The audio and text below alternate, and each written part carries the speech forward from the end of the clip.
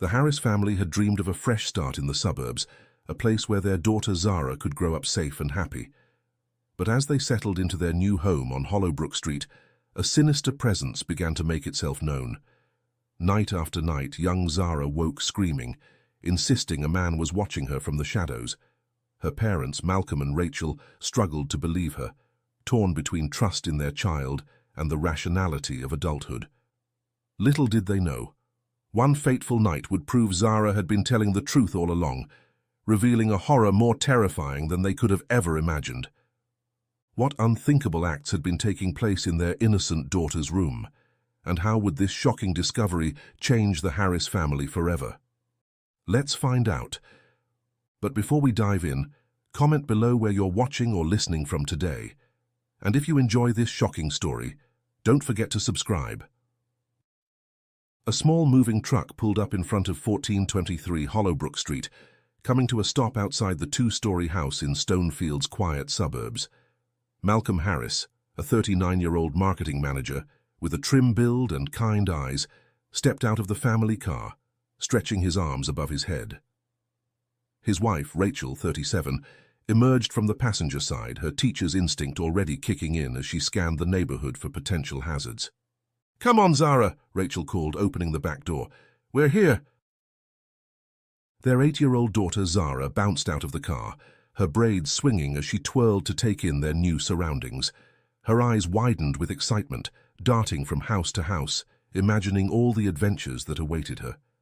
As Malcolm began unloading boxes, a portly man in his 60s approached, wiping his brow with a handkerchief. "Welcome to Hollowbrook Street," he said, extending his hand. "I'm Roger, your landlord." Malcolm shook his hand firmly. "Malcolm Harris, this is my wife Rachel and our daughter Zara." Roger nodded, his eyes crinkling at the corners as he smiled. "Glad to have you folks here. It's a quiet neighborhood, perfect for families." He paused, his expression softening. "I should mention, the previous tenant, Mr. Thompson, passed away in the house a few months back. Natural causes, nothing to worry about. He was well into his 80s. Malcolm and Rachel exchanged a quick glance, but before they could respond, Zara piped up.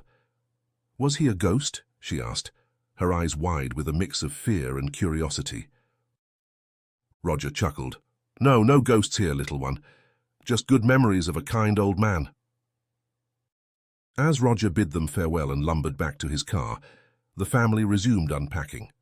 Malcolm couldn't shake a slight unease at the news of the previous tenant's passing, but he pushed it aside, focusing on the task at hand. Hours passed as they carried boxes and furniture into their new home. The sun was beginning to dip low in the sky when Malcolm noticed movement from the corner of his eye. A middle-aged white man stood in the neighboring yard, his arms crossed as he glared at the Harris family. Malcolm straightened up, wiping sweat from his brow. He considered waving, but something in the man's demeanor made him hesitate. Instead, he turned back to the moving truck, pretending not to notice the neighbor's unwavering stare. As twilight settled over Hollowbrook Street, the neighbor finally approached. His footsteps were slow and deliberate, his lips curled into what might have been a smile but looked more like a sneer. "Evening," the man said, his voice dripping with false cordiality. "Harold Baker. I live next door." Malcolm nodded, extending his hand. "Malcolm Harris. Nice to meet you, Mr. Baker." Harold ignored the outstretched hand, his eyes roving over Malcolm, then Rachel and Zara, who had come to stand beside her father. "So, you're the new people here, huh?" He chuckled, but there was no warmth in the sound. "I guess things are really going downhill now." Malcolm felt his shoulders tense, but he kept his voice level. "Excuse me?" Harold's smirk widened.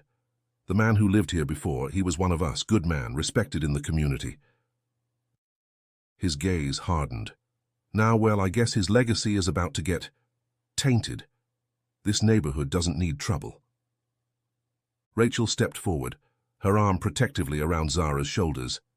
"I'm not sure what you're implying, Mr. Baker, but we're here to be part of this community, not cause trouble." Harold scoffed. "This place isn't for people like you. I mean, the old man, he'd roll in his grave if he knew. But I guess that's how it goes. They move in and everything falls apart. Malcolm felt a surge of anger, but he tamped it down, acutely aware of Zara's wide-eyed stare. "Mr. Baker, I think it's best if you leave now. We've had a long day and we'd like to finish settling in." Harold's eyes narrowed, but then, unexpectedly, he turned to Zara and smiled. It was a small gesture, barely there, but it sent a chill down Malcolm's spine. There was something unsettling about that smile, a hint of malice that Malcolm couldn't quite place. As Harold turned to leave, he called over his shoulder, "Welcome to the neighborhood. I'm sure we'll be seeing a lot of each other."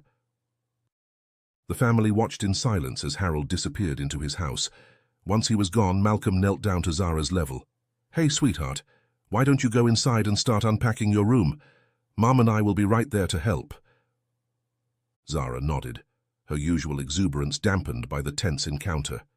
As she trudged inside, Malcolm turned to Rachel, his expression grim. "We didn't move here to make friends," Rachel said softly, squeezing Malcolm's hand. "We're here for Zara, for her future. We can handle this." Malcolm nodded, forcing a smile. "You're right, it's just one difficult neighbor. We've faced worse." As they headed inside to join their daughter, Malcolm couldn't shake the feeling of unease that had settled in his gut. They had chosen this neighborhood for its reputation as a safe, family-friendly community. But beneath the well-manicured lawns and picket fences, he sensed an undercurrent of tension that threatened to pull them under. The first night in their new home passed quietly, the Harris family exhausted from the move. Malcolm and Rachel fell into a deep sleep, lulled by the unfamiliar creaks and settling sounds of their new house. But their peace was short-lived.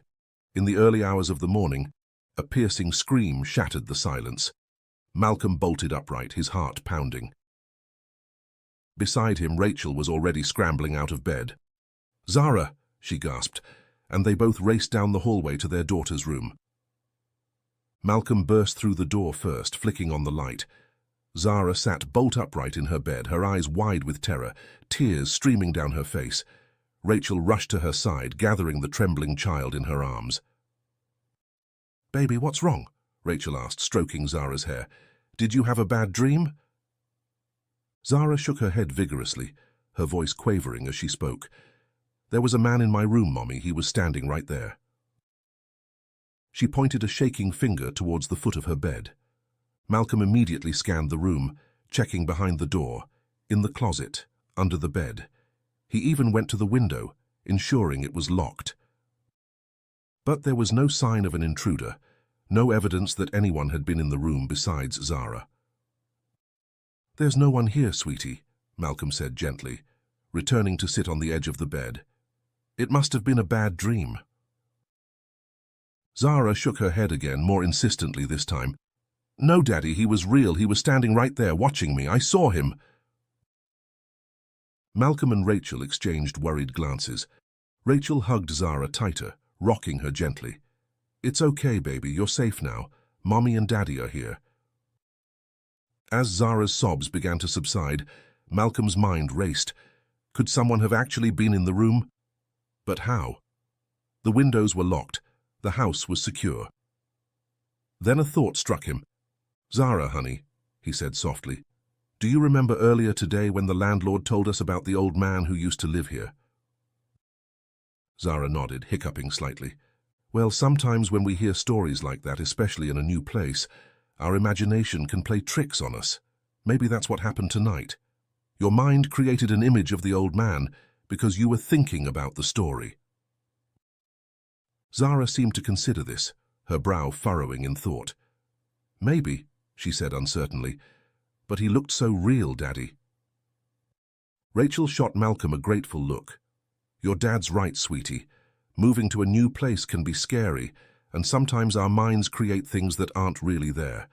But you're safe here with us, okay?" Zara nodded again, her eyes heavy with exhaustion. Can you stay with me until I fall asleep?" "Of course," Rachel said, settling in beside her daughter. She looked up at Malcolm. "You should go back to bed. You have work in the morning." Malcolm hesitated, torn between his desire to comfort his daughter and the nagging worry in the back of his mind. Finally, he nodded, leaning down to kiss Zara's forehead. "Good night, Princess. Sweet dreams." As he walked back to their bedroom, Malcolm couldn't shake the feeling of unease that had taken root in his chest. He tried to rationalize it away. Of course, Zara would be unsettled in a new environment. The story about the previous tenant, combined with the stress of the move and that unsettling encounter with their neighbor, it was no wonder she had a nightmare. But as he lay in bed staring at the unfamiliar shadows on the ceiling, Malcolm found himself questioning their decision to move here. They had chosen this neighborhood for its promise of a better future for Zara, but now he wondered if they had made a terrible mistake. Sleep eluded him for the rest of the night, his mind replaying Zara's terrified scream and the look of malice in their neighbor's eyes. As the first rays of dawn crept through the window, Malcolm made a silent promise to himself and his family. They would make this work. They had to. There was too much at stake to let one difficult neighbor or one bad night derail their dreams. But even as he tried to convince himself, a small voice in the back of his mind whispered doubts. What if this was just the beginning? What if there were more challenges, more hostility waiting for them in this seemingly idyllic neighborhood? Malcolm pushed the thoughts aside, focusing instead on the day ahead. They would take it one step at a time, one day at a time. That was all they could do. The next 2 days passed in a blur of unpacking boxes, arranging furniture and trying to establish a sense of normalcy in their new home. But beneath the surface, tensions simmered. Each night Zara woke up screaming, insisting that the man had returned to her room. On the third night, Malcolm and Rachel sat at the kitchen table, mugs of cooling coffee between them. The clock on the wall ticked loudly in the silence, a constant reminder of another sleepless night ahead. "We have to do something," Malcolm said, his voice low and strained. "This can't go on. She's terrified, Rachel." Rachel sighed, running a hand through her disheveled hair. I know, but what can we do? We've checked the room 100 times. There's no one there, Malcolm." "Maybe we should install cameras," Malcolm suggested, "or call the police just to be safe." Rachel's eyes widened. "The police, Malcolm, we can't. Do you know how that would look? A black family, new to the neighborhood, calling the police because their daughter had a nightmare?" Malcolm's jaw clenched. "This isn't just a nightmare, Rachel. She describes him the same way every time, an older white man, standing at the foot of her bed watching her. What if it's real? What if someone is actually getting into our daughter's room?" Rachel reached across the table, taking Malcolm's hand. "Listen to yourself, honey. How could someone be getting in? The windows are locked. We have an alarm system. It's not possible." "But what if it is?" Malcolm insisted, his voice rising slightly. "What if there's even a small chance that it's true? What horrible things could this man be doing in our daughter's room?" Rachel flinched at the implication. Don't even think like that. Zara is fine, Malcolm. Shaken up, yes, but physically fine. This has to be a phase, brought on by the stress of moving. New house, new school, new everything. It's a lot for an 8-year-old to process." Malcolm pulled his hand away, standing up to pace the kitchen. "So we just do nothing, wait it out and hope it passes?" "That's not what I'm saying," Rachel replied, her tone measured. "We support her, we reassure her, we make her feel safe, but we don't jump to wild conclusions or make a scene that could jeopardize our place in this community before we've even settled in."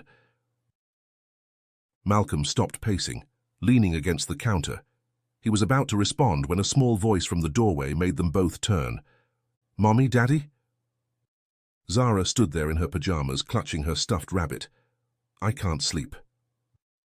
Rachel immediately went to her, kneeling down to her level. "What's wrong, baby? Another bad dream?" Zara shook her head. "No, I'm scared to go to sleep. I don't want the man to come back." Malcolm felt his heart break at the fear in his daughter's voice. He joined Rachel, placing a comforting hand on Zara's shoulder. "Sweetheart, remember what we talked about how sometimes our imagination can play tricks on us?" Zara nodded hesitantly. "Well," Malcolm continued, choosing his words carefully, "do you think maybe that's what's happening here? That maybe you're not really seeing a man, but just imagining it because you're in a new place and feeling a little scared. Zara's brow furrowed in thought. For a moment she looked like she might argue, but then her expression changed. Maybe, she said slowly. Maybe you're right, Daddy. I'm not totally sure anymore. Malcolm and Rachel exchanged a look of surprise and relief. That's okay, sweetheart, Rachel said soothingly. It's normal to feel unsure sometimes, especially in a new place. The important thing is that you're safe here with us. Zara nodded, some of the tension leaving her small frame.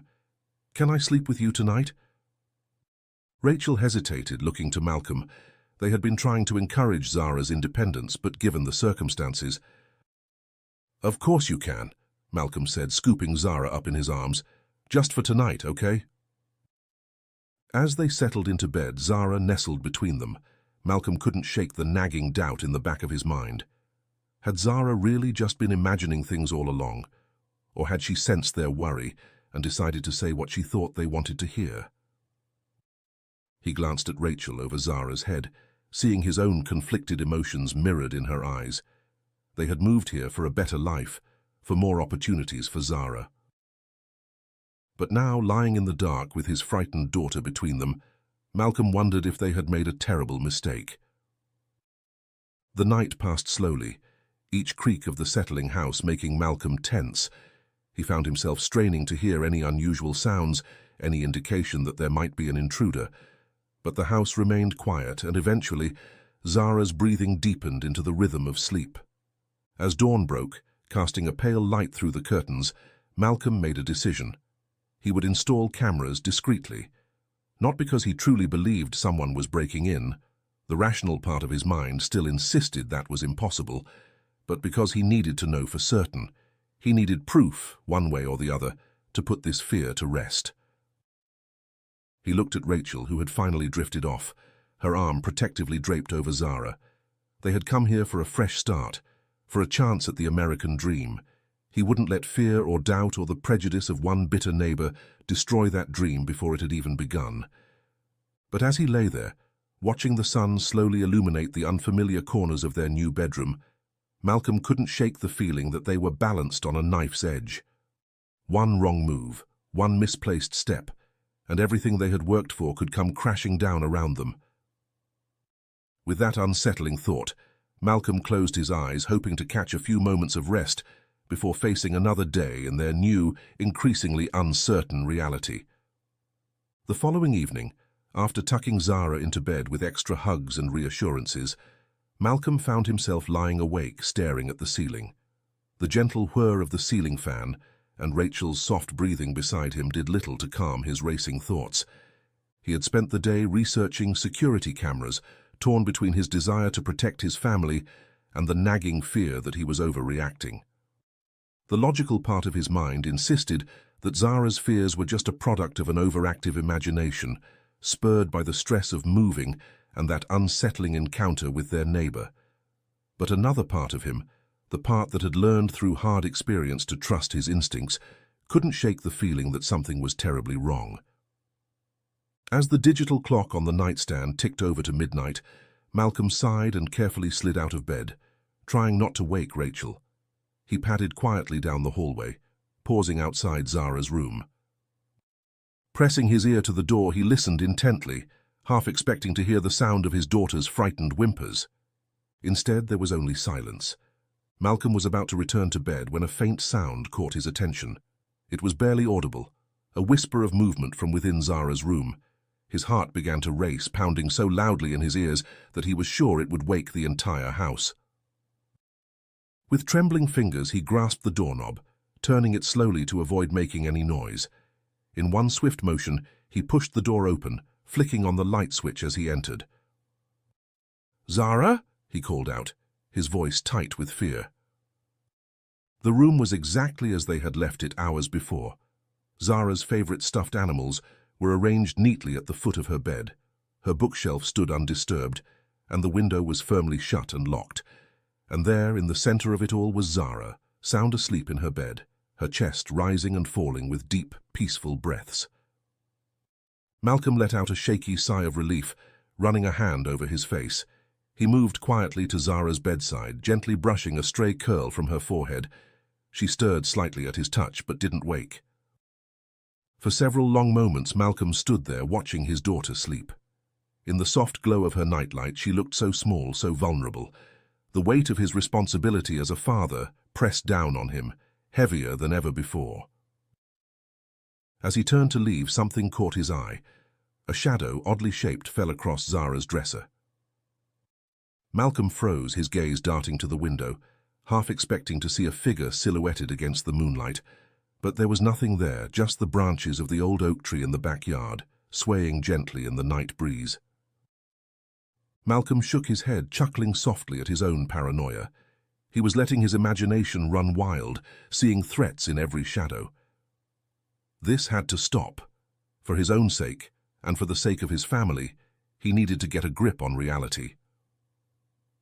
Closing Zara's door softly behind him, Malcolm made his way back to the master bedroom.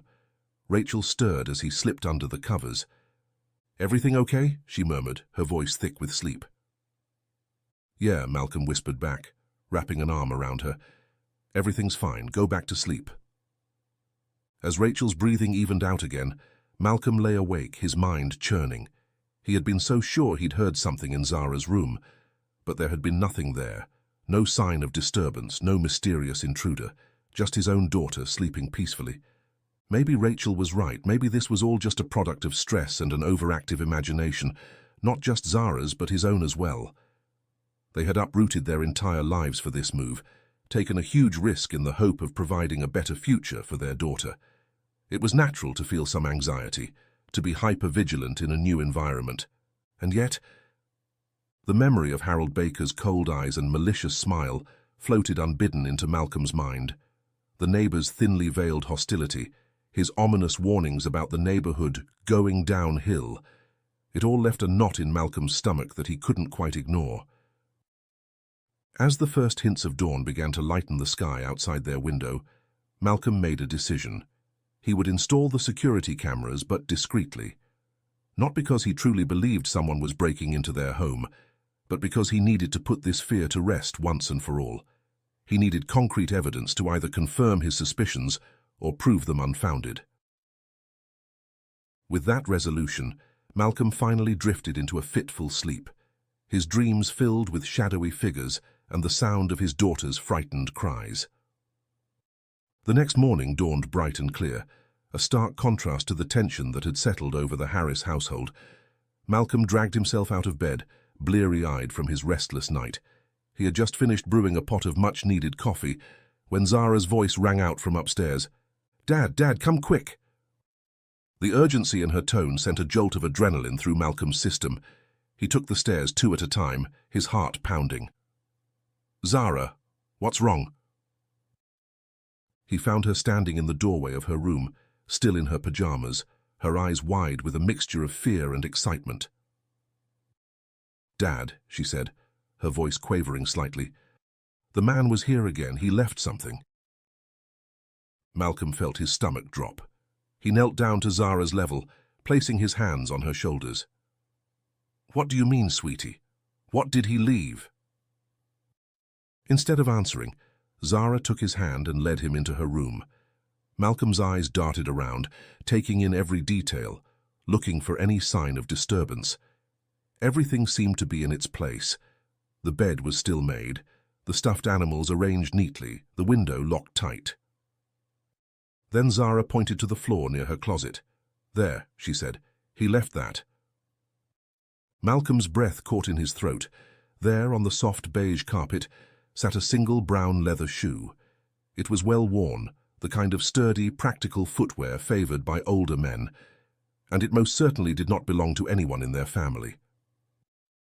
For a long moment, Malcolm simply stared at the shoe, his mind refusing to process what he was seeing. This couldn't be real. It had to be some kind of mistake or a prank or... "Malcolm, what's going on?" Rachel's voice came from the hallway, tinged with concern. He turned to see her standing in the doorway, her brow furrowed in confusion. "Rachel," he said, his voice barely above a whisper, "call the police." Rachel's eyes widened as she took in the scene. Malcolm kneeling on the floor, Zara clutching his arm, and the mysterious shoe sitting innocuously on the carpet. Without a word, she nodded and hurried downstairs to make the call. Malcolm turned back to Zara, trying to keep his voice calm despite the fear coursing through him. "Sweetie, I need you to tell me exactly what happened. Did you see the man this time?" Zara shook her head, her lower lip trembling slightly. "No, Daddy, I woke up and it was just there. But I know it was him, the man who's been watching me." Malcolm pulled her into a tight hug, his mind racing. How could this be possible? They had an alarm system, locked windows, and he'd been awake for half the night. How could someone have gotten in and out without any of them noticing? The next hour passed in a blur. Police officers arrived, their presence drawing curious glances from neighbors who had begun to emerge for their morning routines. Malcolm watched as they bagged the shoe as evidence, asked questions, and took notes. He answered as best he could, trying to convey the fear and uncertainty that had plagued their family since moving in, while also attempting to appear calm and rational. As one officer examined Zara's window, his partner turned to Malcolm with a thoughtful expression. "Mr. Harris, I couldn't help but notice. Your daughter's window faces directly towards your neighbor's house. Did you happen to see or hear anything unusual from that direction last night?" Malcolm felt a chill run down his spine as the pieces suddenly clicked into place. The neighbor's house, Harold Baker's hostile welcome, his ominous warnings, that unsettling smile he'd given Zara. Could it be possible? "Officer," Malcolm said, his voice low and urgent, "I think I might know who's responsible for this. Our neighbor, Harold Baker. He's been less than welcoming since we moved in. Made some comments that made us uncomfortable." The officer's eyebrows raised slightly. "Is that so? Well, Mr. Harris, given this new evidence, I think we'd better have a chat with Mr. Baker.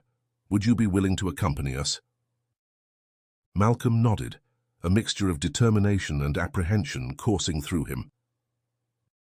As they prepared to leave, he caught Rachel's eye. She gave him a small, tight nod, silently communicating her support and her own fear.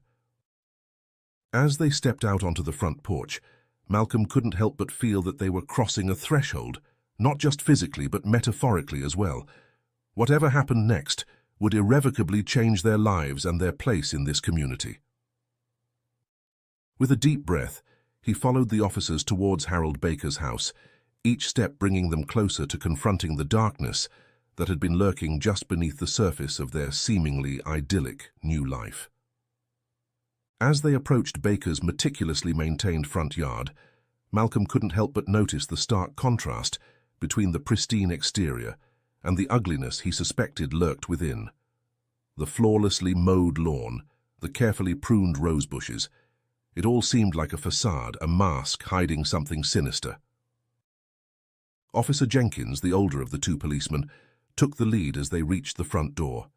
He knocked firmly, the sound reverberating in the quiet morning air. For a moment, there was no response, and Malcolm felt a mix of relief and frustration. But then, the sound of footsteps approached from inside. The door swung open, revealing Harold Baker. He was dressed in a crisp button-down shirt and slacks, as if he'd been expecting company. His eyes narrowed as they swept over the officers, then widened slightly in mock surprise when they landed on Malcolm. "Well, well," Baker drawled, a smirk playing at the corners of his mouth. "To what do I owe this pleasure?" Officer Jenkins stepped forward, his demeanor professional but stern. "Mr. Baker, I'm Officer Jenkins and this is Officer Rodriguez. We're here to ask you a few questions about some disturbances reported by your neighbors, the Harris family." Baker's eyebrows shot up in feigned innocence. "Disturbances? I'm sure I don't know what you mean. I've been nothing but welcoming to our new neighbors." The pause before the last word was slight but noticeable, and Malcolm felt his fists clench at his sides. Officer Rodriguez spoke up, her voice calm but authoritative. "Mr. Baker, we have reason to believe that someone has been entering the Harris home without permission, specifically into their daughter's room. Would you happen to know anything about that?" Baker's face remained impassive, but Malcolm noticed a slight twitch in his left eye. That's a serious accusation, officer. I'm just a peaceful resident here, minding my own business. I certainly haven't seen anyone suspicious hanging around. Malcolm couldn't contain himself any longer. What about you, Baker?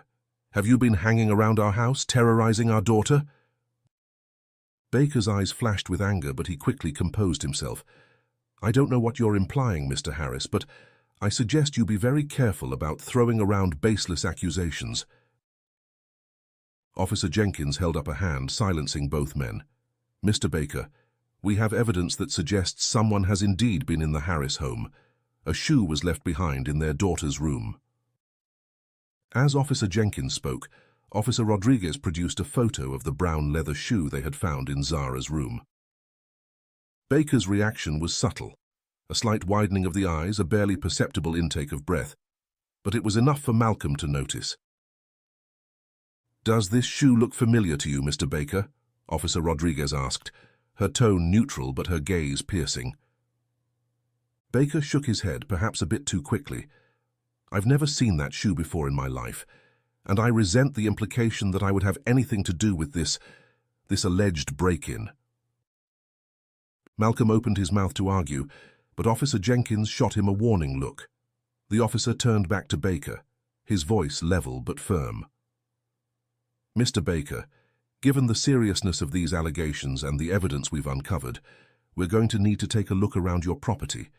Do you consent to a search, or will we need to obtain a warrant? Baker's face flushed red, his composure finally cracking. This is outrageous.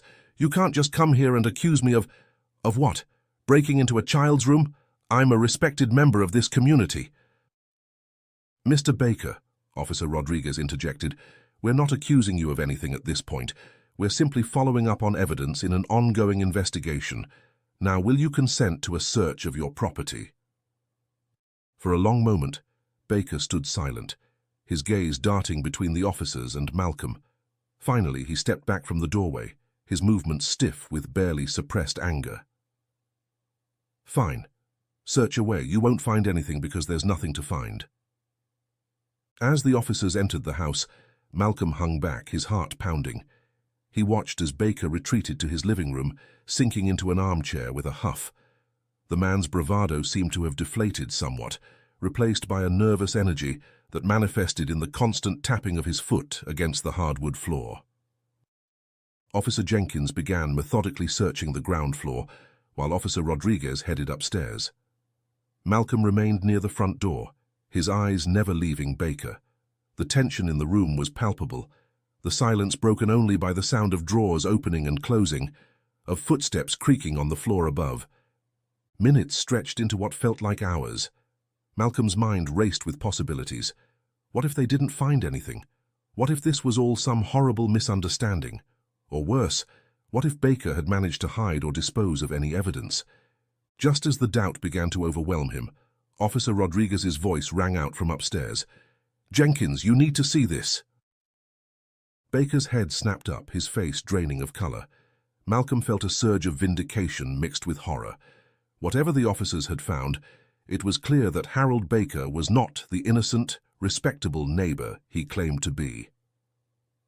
As Officer Jenkins hurried upstairs, Malcolm braced himself for what was to come. He knew that whatever happened next would change everything, not just for his family, but for the entire neighborhood. The facade of peaceful suburban life had been shattered, revealing the darkness that had been lurking just beneath the surface all along. The tension in Harold Baker's living room was suffocating. Malcolm stood rigid by the front door, his gaze fixed on Baker, who seemed to have aged years in the span of minutes.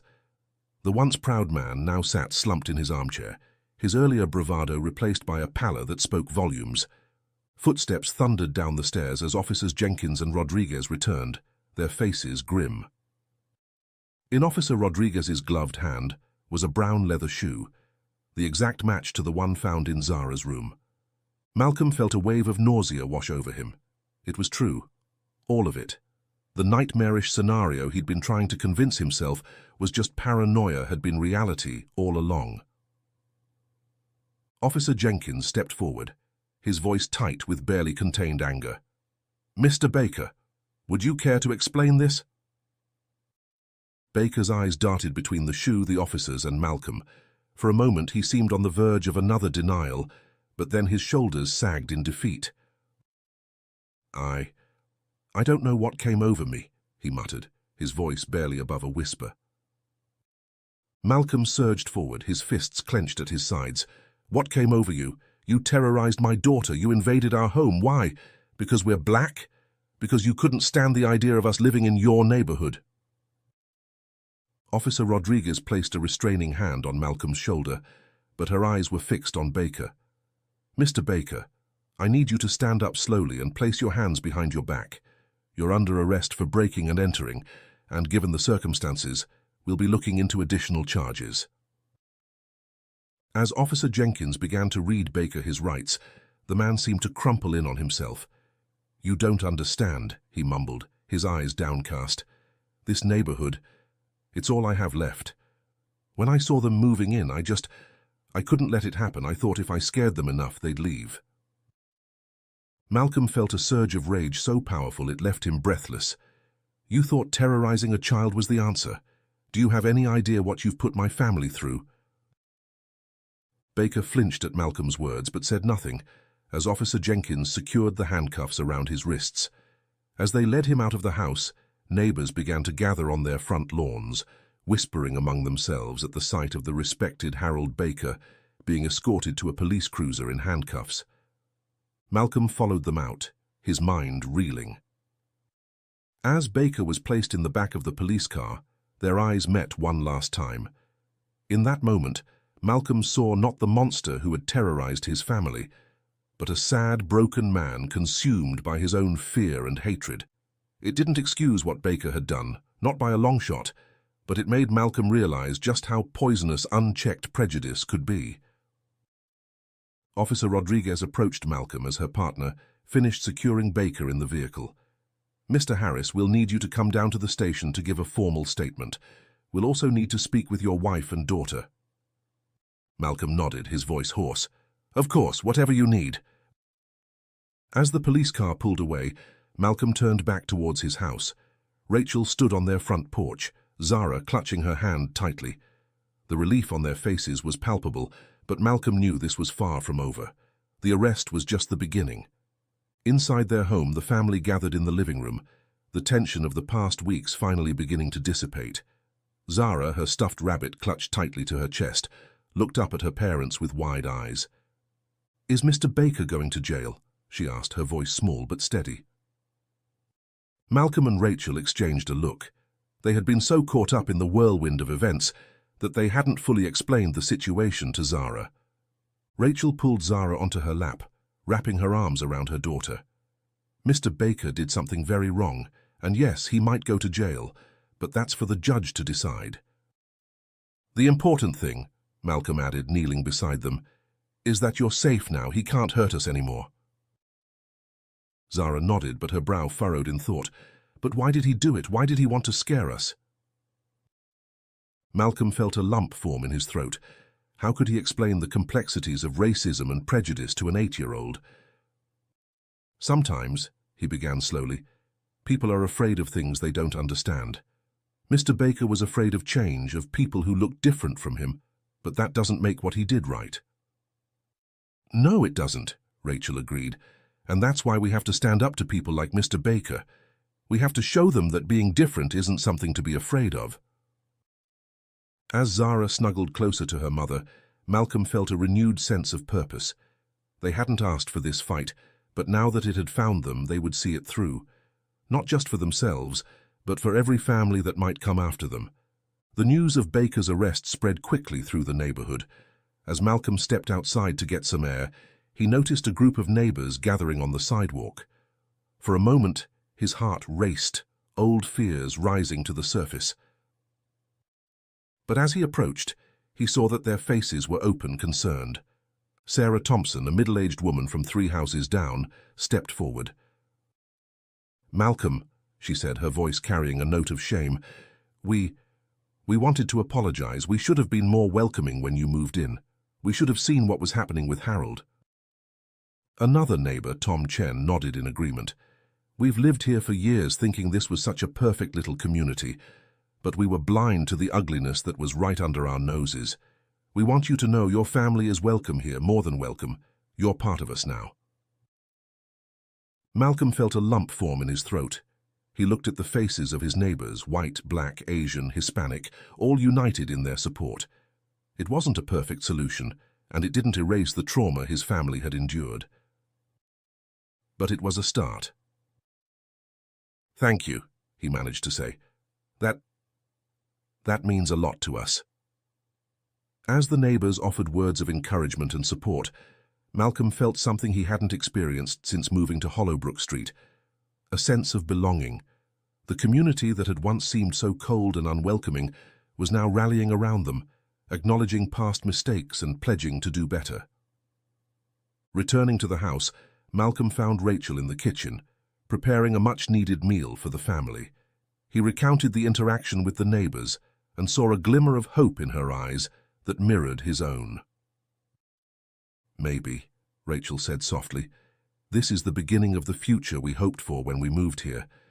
It's not how we expected it to happen, but—" Malcolm nodded, understanding her unspoken thoughts.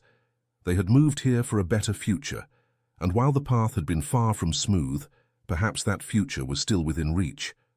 The arrest of Harold Baker had not only put an end to their immediate nightmare, but had also cracked open the facade of the neighborhood, exposing the need for change and growth. As they sat down to dinner that evening, the Harris family found themselves at a turning point. The fear that had dominated their lives was receding, replaced by a cautious optimism. They knew challenges lay ahead: court proceedings, potential backlash, the long process of healing. But for the first time since moving to Hollowbrook Street, they felt like they truly had a place in this community. The trial itself was a tense affair that stretched over several days. The Harris family's testimonies were powerful, with Zara's account of her fear moving many in the courtroom to tears. Malcolm and Rachel described their helplessness and the impact on their sense of safety and belonging. "We moved here for a better life," Rachel said, her voice steady despite the emotion in her eyes. "Instead, we found ourselves living in fear in our own home. Every night I would lie awake, listening for any sound that might mean someone was in my child's room. No parent should have to live like that. No child should have to live like that." Baker's defense team attempted to paint him as a misguided individual who had made a terrible mistake. They brought in character witnesses, old friends and colleagues who spoke of Baker's years of community service and his reputation as a good neighbor. But their arguments fell flat in the face of the evidence and the emotional impact of the family's words. As the trial progressed, it became a catalyst for broader conversations about race, belonging, and what it truly meant to be a welcoming community. Local leaders organized discussions on promoting inclusivity and addressing systemic biases. The school district began reviewing its curriculum to ensure it included diverse perspectives and histories. However, not everyone embraced these changes. The Harris family received anonymous hate mail filled with racial slurs and threats. Ugly comments surfaced on local online forums, with some residents accusing the family of playing the race card and ruining the neighborhood. One evening, Malcolm found Rachel sitting at the kitchen table, staring at a pile of letters with a look of despair on her face. "Maybe we should have just left when this all started," she said softly. "Maybe we're just making things worse." Malcolm sat down beside her, taking her hand in his. "We can't think like that," he said firmly. "Remember why we moved here in the first place? For Zara, for a better future. We're not just fighting for ourselves anymore, we're fighting for every family that comes after us." Despite these challenges, the Harris family stood firm, buoyed by the support of many in the community who rallied around them. Malcolm and Rachel, along with other families who had faced discrimination, formed a community action group focused on education, advocacy, and support. The group's first meeting was held in the Harris' living room. As Malcolm looked around at the faces of his neighbors, black, white, Asian, Hispanic, all united in their desire for change, he felt a renewed sense of purpose. "We're not just fighting for ourselves," he told the group. "We're fighting for the future of this community, for our children, and for everyone who comes after us." The group's efforts began to bear fruit. They worked with local officials to strengthen anti-discrimination laws. They partnered with schools to develop programs promoting diversity and inclusion. They even started a neighborhood watch program, not to keep people out, but to ensure everyone felt safe and welcome. As the trial neared its conclusion, the atmosphere in the community began to shift.